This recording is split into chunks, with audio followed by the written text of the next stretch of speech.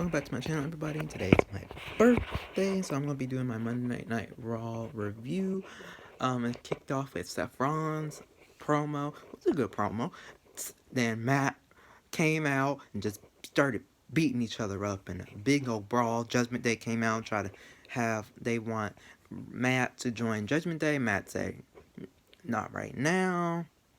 And then Finn Balor and Matt had a match that opened.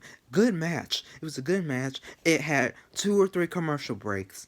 When it has 2 or 3 commercial breaks, it's going to be a banger match. If it has, you already know, it was a 5-star match for me. And they never competed with each other before, so it was good. It was new, a new match, and I loved it. Pay-per-view worthy.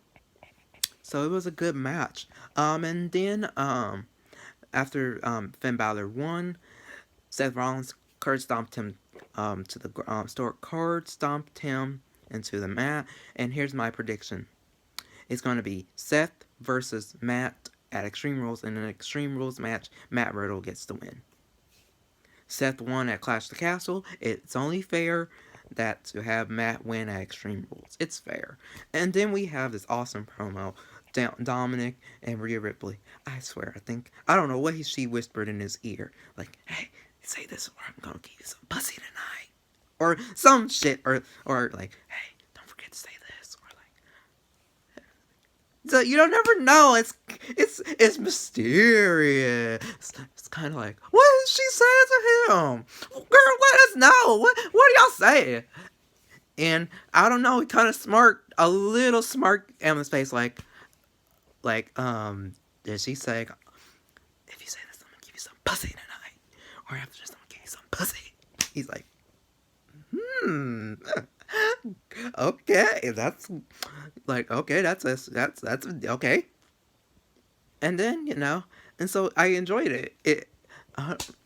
This Rhea and Dominic relationship is this dominant submission kind of a relationship, boyfriend, girlfriend type, where Rhea's the dominant, she's the dominant, and Dominic is the submissive one in the relationship. It's reversed. You always thought it was like the man that's dominant and the woman's submissive. Now the roles switch, where the woman's dominant and the man's submissive. So it's kind of nice to see that, especially on WWE, as Vince always had it like it's the man. It's the man's dominant, the woman's submissive. So it's different than the Triple H, man. And then we have this awesome women's tag team championship match, 5-star match. I liked the match. Now I know there's some mixed feelings about this match. There's some mixed feelings about it. I understand, but I liked it. It was a 5-star. I enjoyed it. I enjoyed Aaliyah. I enjoyed Raquel. I enjoyed Damage Control. I loved the ending. You starting to see a lot of new moves out of Aaliyah, so I enjoyed it, especially new ones and creative. So I loved it. I liked it. I liked this match. Now I know that there are people who did not like that Raquel and Aaliyah won the women's tag team championships. I'm not, because I knew that they were going to. I knew, because they were one of my picks to win. They were more likely, they're more believable than like Nikki Ass and Dewdrop and Dana Brooke, and then Sonya and Natty and Raquel, Xia Li and Shotzi. Alexa and Asuka, Damage Control, and Raquel and Aaliyah were more likely believable to win. And Toxic Attraction and Zoe Stark and Nikita were more likely believable to win the women's tag team champions. So so I was happy with it. So then, some people did not like it. Some people did. Some people were shocked by it. Some people weren't. Even though by the title, it kind of sounded like a lot of people was. But I wasn't. So all he just did is reverse the situation. They held the Women's Tag Team Championship for 2 or 3 weeks. And they were very good champions for 2 or 3 weeks. They defended their titles on Raw and SmackDown. So yeah, I enjoyed it. And so now Damage Control are women's tag team champions. So I enjoyed it. And then we have Johnny Gargano in his debut Monday Night Raw match versus Chad Gable, which is a good opponent for him. You know, he needs to be in the ring with somebody who's like him to match his style before he gets to someone like to Austin, because what you notice about Austin Theory's movesets, he's not really a technician. Well, if you're talking about story wise and like intelligence technician, yes, but like not like submission holds kind of technician or like holds. He's more of like powerhouse, striker, high flying. Those are Austin Theory's moveset. But Johnny needs to get familiar with people that has his own moveset. So having an opponent like Chad Gable was a perfect fit for him. And, you know, yeah, so this was a good match. This match got a lot of time. You knew, I mean, with me, you already knew that Johnny Gargano was going to win, but it was a good match overall. So it was a good match, five star match, even though you knew who was going to win. So I really enjoyed it. Now the crowd reaction to Johnny Gargano was very different compared to his debut, and which is something I did notice, and I feel like it should share a lot of attention. Yeah, a lot of fans' reaction. It wasn't like he was. It's not like he's not good. It's not that, or he's not like a heel. It's like more of like a people. Who the fuck are you? Kind of a type. Who we don't know who the fuck you are. A lot of people didn't watch NXT. Even when Triple H was on the Black and Bold, and when Triple H was control or taking charge of NXT, a lot of people, some people didn't even watch NXT. So there are some people that still need to get familiar with him to like get to know his face and know how he is and things like that. So the crowd reaction was decent. It wasn't completely silent, but it wasn't completely loud either. It was decent enough where he like, okay, at least I know there are people who do know who I am. And so, yeah. So he just needs to get that spotlight and things like that. So yeah. Um, that happens to a lot of NXT guys and girls. Some, not all. Um, and then Austin Theory came out. I can listen to Austin Theory talk all day. Like, stole his catchphrase. I just love Austin Theory. He's very good on the microphone. He's funny. He's entertaining, relatable, young. So definitely relates in that. And then Kevin Owens came out, cut a passion promo, things like that. And so they had a brawl. I don't think this brawl was supposed to happen because Austin Theory he had a busted nose. And I think a busted lip. I'm not, like, correct me if I'm wrong, but it looked like he did got a busted nose from him and a busted lip. Or a busted forehead, but it looked like it came from his nose. Or it looked like it came from his nose and then a little bit of his lip. So, like, yeah, they were fucking each other up. And so that was good. And then next Monday, they're going to have a match. I think Austin Theory might win that match. It makes all the sense in the world to have him win the match. I think. Now, I wouldn't be shocked if Kevin Owens do win, but it makes sense to have Austin Theory win. Austin Theory needs some wins. And then my girl, the EST of WWE. I was excited for this all day. Ever since when they really announced it. Bianca Belair's open challenge for the Raw Women's Champion. Sonya Deville answered the call. And I was right. I was not shocked. I was kind of right. I was like, there was like a whole bunch of women. I was like, okay, there's a lot of women who's going to answer that challenge. Sonya Deville was one of them. And then, of course, they picked up to the story from April that Sonya and Bianca had. They only had a one match thing. So, it made sense. And so yeah, and then Bianca, one of the lines she said, Sonya, girl, shut up. This is an open challenge, not an open mic. I was burst out laughing. Everyone was saying that was like the best line of that night from Bianca. She's like, "Girl, this is an open challenge, not an open mic." We never really hear Bianca to ever tell somebody to shut up. We hear like, "Girl, but we, oh shit, I'm choking, y'all. Shit, I'm fucking dying." So yeah, that was a funny line from Bianca. Bianca's funny. She's the funniest. And so yeah, it was a good match. I love the match. A lot of people said there were some mistakes, but then again, it's human beings. So you're not ever gonna. Every match is not gonna be perfect. It's Bianca Belair. Yes, she's gonna have mistakes, and yes, Sonya Deville's gonna have mistakes. But then again, because they don't really have a. It's also about chemistry as well. If you're not familiar with somebody in a ring a lot of times, so you're more likely gonna have some mistakes with each other because you're not used to that kind of chemistry in the ring. But the match overall was still good, even though they had a little bit mistakes. But then again, they're human beings, so can't pot them on it. But it was still good. It was still good overall. A good match. A 5-star match for me. Bianca Belair won with the KOD.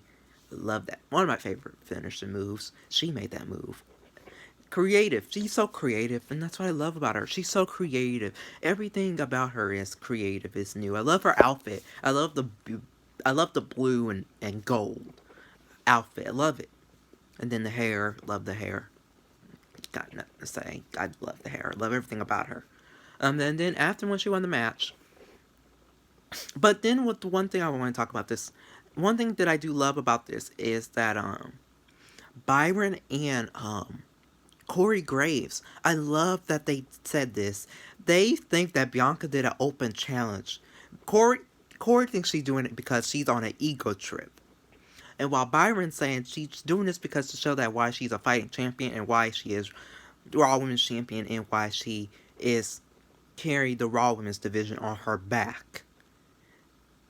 And why she's a better Raw Women's Champion. And if Bayley becomes a Raw Women's Champion, it's only going to be about her. And Damage Control, but mostly about her. While Bianca, it's about everybody. It's about her, and it's about every woman on the Raw Women's division. And so I liked how they all have their own opinions on why they think that Bianca's doing this open challenge.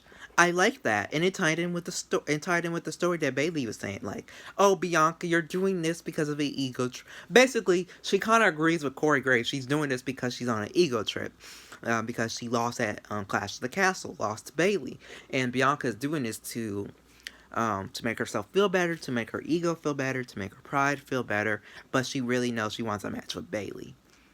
And if she beats Bayley, she can just say, "Okay, I feel better. I'm better than Bayley because I beat her."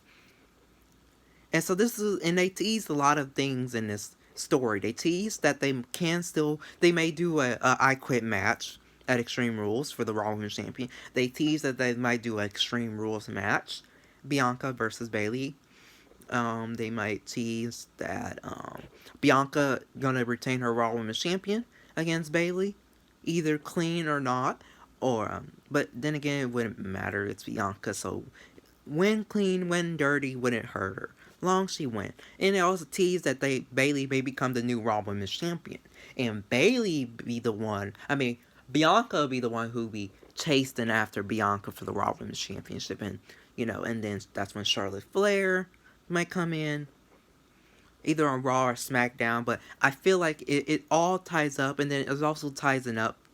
And then afterwards they had Damage Control to the 3-on-1 beatdown on Bianca. Try to jump her. But Bianca's tough. And so she hold her ground.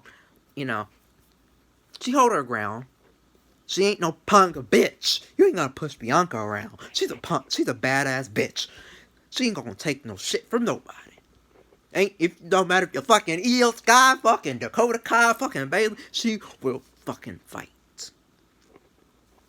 She said, "Hell, I know I'm on a disadvantage, but hell, I can't say if I'm the toughest if I back down and start running like a bitch. I ain't no bitch. I'm a badass bitch who can, hell, it ain't matter." She's saying, Bianca's saying, "I ain't no damn pussy now." That's what the hell she's saying. She said, like, I know it's not smart to fight 3-on-1, but it also showed that, hey, I ain't no coward, ain't no bitch, ain't no pussy.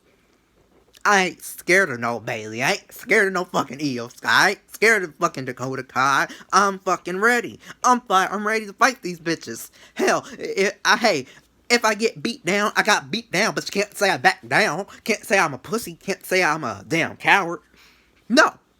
You may say I'm dumb, but who cares? You can't say I'm a coward. Can't say I'm a pussy. Can't say I'm a bitch.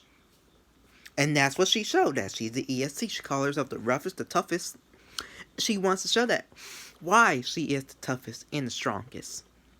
You don't have to be the strongest physically. You can be strong mentally. And that's what Bianca is. And then she had backup. She has friends. Alexa and Asuka backed her up. And this is why it makes me say that Sasha Banks and Naomi is going to come beyond. It is everybody I know. Everybody I know y'all want to see Sasha and Naomi, but we gotta be patient. We know that Sasha and Naomi is gonna come back with Bianca. Bianca talked about being in a group with Sasha and Naomi, and so this is ways to start building up that group. So this is a perfect way. Everyone thought that Sasha and Naomi, you can start hearing it in the crowd that Sasha, Naomi, Sasha, Naomi.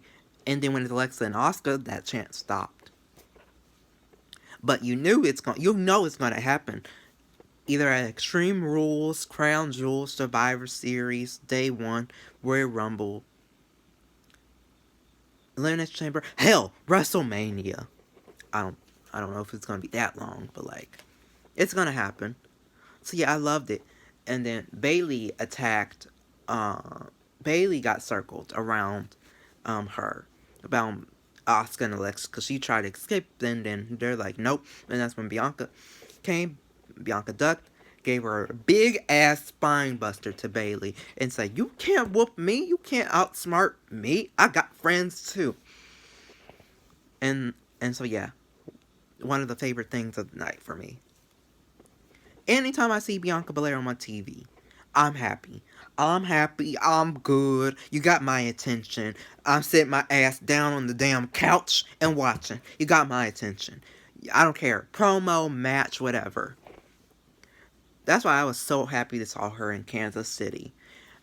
Yes, I wanted her to be in a match, but I was fine with a promo. She has good promo skills. I love her promos. She never had bad promos. She never had bad matches. Yeah, she makes mistakes, but then again, everybody does. That's every top main event is going to have mistakes in their matches. Roman Reigns does, Seth does. Everybody's going to have mistakes. That's okay. We're human beings. We make mistakes. We're allowed to. Bianca, even though she is she is perfect, but not 100%, but she is perfect. And that's okay. Bianca, do you, boo? Okay? If you're watching this, do you? Okay? Don't let the haters say that, oh, you made a mistake, you're not good. No, you're still the EST. Don't matter. Everybody makes mistakes. Hell, I make mistakes. Everybody at home makes mistakes. It can be big ones, it can be little ones. We all do it. We're human beings at the end of the fucking day. If we don't make mistakes, shit, something wrong with us. Or we're doing something good. But if we don't make mistakes, the world's not perfect. If it is, oh damn, that's gonna be some crazy shit. But we don't live in a world where we're perfect. Because then we're gonna start gaslighting each other. Then we're gonna actually think that we're perfectionists. Then everyone is gonna start seeing that everyone's perfectionist. Not everybody is perfectionist. Even though Bianca is, but like, then again, she has days where she makes mistakes. But that's okay. That's okay. The biggest loser of the match, of the night, of Monday Night Raw was Omos. Oh my god, that shit was like, Who, Triple H, do not, no. Don't care about, I have mixed feelings about Omos, but it was completely wasted my time. It wasted my time, wasted TV time, wasted everybody there. It was wasted good television. That spot could have been for somebody else. Like, I get it. You're trying to tease that that I know there's rumors going around that it's gonna like there's gonna be like either gonna be Omos versus Goldberg versus or Vinder Mahan versus Goldberg, or it'll be a triple threat match of Crown Jewel. I get that. But I wouldn't care about it anyway. Don't like Goldberg, don't like Omos. I mean, I have mixed feelings about him. I don't care about Vinder Mahan. So, and why just not do that to build up for Crown Jewel? Unless you're trying to still figure out who y'all want to do, y'all can still do a triple threat match. I mean, you can do that. That's always a possibility. You can just do a triple threat match at Crown Jewel. But anyways, yeah. So, waste of time. And then the main event. Oh my god, I love the main event match. I love Edge versus Dominic Mysterio's match. I love Dominic Mysterio's new music. Well, kinda. It's new. Kinda got me curious. I think it gotta grow on me a little bit. Or, something. Yeah. I liked the match. I like Dominic Mysterio. I don't know why he gets a lot of shit. I don't get why people got so much criticism towards Dominic. Like, he's good. He's a good heel. He was a good baby face. He's really good in the ring. Now, like I said, is he perfect? No. Then again, we're all human beings. We not perfect all the time. And if that was, then shit. Everybody, then the world would gone crazy if that would actually happen. But Dominic, he's young. I mean, he does have a father who's been in the business for a long time, so it's not that he's not good. He got Eddie Guerrero's genes. I seriously think that's Eddie's son. There's no damn way he looks like Eddie with the damn mohawk. It's too fucking coincidence he looked like Eddie. I'm sorry. I can't. I'm not fully accepting, or I'm not fully. I'm not accepting, but I'm not fully agreeing that that's Rey Mysterio's son. I'm not completely denying that he's not, but I'm also saying, like, he looks like Eddie. The more you see it, the more he has Eddie Guerrero's features more than Rey. Now, I wouldn't be shocked if Eddie gave him up for an adoption and gave him the Rey, or like I said, I know it was storyline, but that storyline was too personal, and it was too real. And then when you look at Dominic now, you start to question on, is that storyline really a storyline, or was it really happened, or is that true? They said that Eddie Guerrero and Rey Mysterio were like best friends, or like brothers. So I wouldn't be surprised. Wouldn't be surprised. And then Eddie Guerrero was on drugs at the time, so I think he was like, even though if he did have another son, he wasn't mentally at the time was capable of taking care of another kid, while Rey was. He was at a mental capacity to take care of Dominic, while Eddie was not, because Eddie was on drugs, he was addicted and things like that. He was on steroids, so it wasn't a good environment for Dominic to be around. Yes, Eddie had his 3 daughters, but he still wasn't happy that they were around to see him do stuff. I don't think they saw him do that, but if they did, it would have been a good environment. So, like I said, it makes sense if Eddie gave Dominic up to adoption and they gave him the Rey. If the storyline is true. And at the same time, it makes you do question if it is, because Dominic has way too much of Eddie Guerrero's. Now, personality, yes and no. But he got a lot of Eddie's looks, a lot of his facial things that you don't, that is something that you don't normally happens. So, like Eddie's hair, he got Eddie's hair, Eddie's facial expressions. He got that, the anger, things like that. But then he got a little bit. He didn't. Also, Dominic got a lot of Ray in him as well. Personality wise, he is like Ray. Look wise, Eddie. So like, yeah. So yeah, I thought that the main event with Edge and Ray was really good. Um, I Now to me, I thought it could have been alright for Dominic to get the win over Edge, since Edge, at this point in his career, doesn't really need a lot of wins. I feel like Edge has a lot in a tank. I do believe that. He has a lot of it in his tank. I still think he could have still gave Dominic the win. I think Dominic needed the win more than Edge. But they ended in a disqualification, which I can understand why they did. But I was fine with it. But I can see why they did it. But I can also see like why a lot of people were upset by that. So I want to give my thoughts on it. I say I disagree with it, and I understand where a lot of people are coming from, why they didn't like it. It's because at this point, it was like basically, I think it's like a couple reasons. One, they still think that's why a lot of people still think that Vince McMahon is still in charge, because it seems like this was something what Vince would do. Have a good match and then end in a DQ because he didn't want nobody to lose. He don't want Edge to lose, but he don't want Dominic Mysterio to lose. So yeah, I get why people think still is not 100%. Is still like, okay, Triple H is running the show, but like Vince McMahon still gives him advice every now and then. Or still think he kind of still runs the show, but behind the scenes, secretly, it's just not made publicly. Two, a lot of people do not like DQ finishes, especially you see it a lot in the Vince McMahon era on Raw and SmackDown, especially when it comes to main event matches like this. So, a lot of people do not like DQ finishes on Raw and SmackDown. Because since these are shows that this is weekly. Compared to pay-per-views, it's once a month or every 2 months.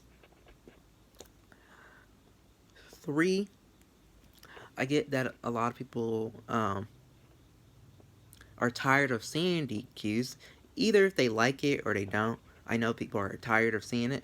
People like to see clean victories, or if it's not clean, unless victories at least ends in by pinfall or submission. 4, Dominic Mysterio needed the win more than Edge. So yes, I guess that's why. But I also feel like there's a reason why. This is a good reason. One is obvious. To not make Edge look bad, but don't make Dominic lose with this new heel character and him joining Judgment Day. Because you don't want to Judgment Day look bad, but you also don't want to let Dominic look bad. His first match as a heel. So, I understand. 3, storyline purpose. If you're trying to write Edge off, what's a perfect way to write him off? Having Ray interfere and then Judgment Day attacking with the chair. And then Dominic. 4, if you really think about it, this is actually sending a message that about Judgment Day wasn't really about winning or losing the match. It's about trying to end Edge's career or trying to have him take a couple months off of his career so keep Judgment Day intact, and while Edge don't destroy it. So I get that. 5, to keep it going, to keep the story going. Now, Edge don't have to be a part of it, but Judgment Day and Rey Mysterio's not over, so you can continue the story. So I get it. 6, and it adds new story element, more story element with this when you do things like that. So yeah, overall, I enjoyed the main event. I love how the message at the end, it had a message. Judgment Day stood over Edge. So yeah, Judgment Day looking stronger, dominant, more darker, sinister, soulless. Oh, that's a good word. Bold, more calculating, and this explains more of the Dominic and Rhea Ripley's relationship territory and why their relationship is growing together, and shows that why Dominic. Well, it shows that Rhea Ripley was the one who really got Dominic in Judgment Day. It wasn't Ray. I mean, it was Ray, but like, it wasn't Finn Balor. It wasn't Finn Balor, and it wasn't Damian Priest. It was Rhea Ripley. Rhea Ripley was the one who was convincing was convincing Dominic to join Judgment Day. So Rhea Ripley is a big part of Judgment Day, and you see why. And now they're trying to get a new members like Matt Riddle, in which I can see it makes sense. I can see Matt Riddle joining Judgment Day if they're gonna, you know. But then at the same time, if Randy is coming back around Royal Rumble time, it wouldn't make sense if they are thinking about doing, if they think about is still thinking of breaking up RK Bro. It's kind of hard to say at the moment. Now, I know there have been talks about it, but I don't think it's going to happen. Not right now, but eventually. But not right now. There's a lot of people are still buying RK Bro shirts, Matt Riddle shirts. So, even if they're not together, their merch is still selling and everything. Yeah. So that is my oh, what did I give Raw? Monday Night Raw. 5 stars overall. 5 stars. I loved every minute. I loved everything about Monday Night Raw except for that Omos match. But overall, I loved it. Raw, 5 stars. Let me know what y'all thought about Monday Night Raw in the comments down below. And this is my birthday, so if you want to also leave me a birthday thing down in the comment section, you can. I absolutely would love and appreciate that. Until then, everybody enjoy this Friday. Later, I'm going to be doing a Friday Night SmackDown review. So stay tuned in that. So I want everyone to have a beautiful day. And if it's anybody's birthdays today, happy birthday to you as well. We Vertigos got to stick together. Vertigos rule the world. So yeah, that's my message to everybody. Have a good day. Thank you.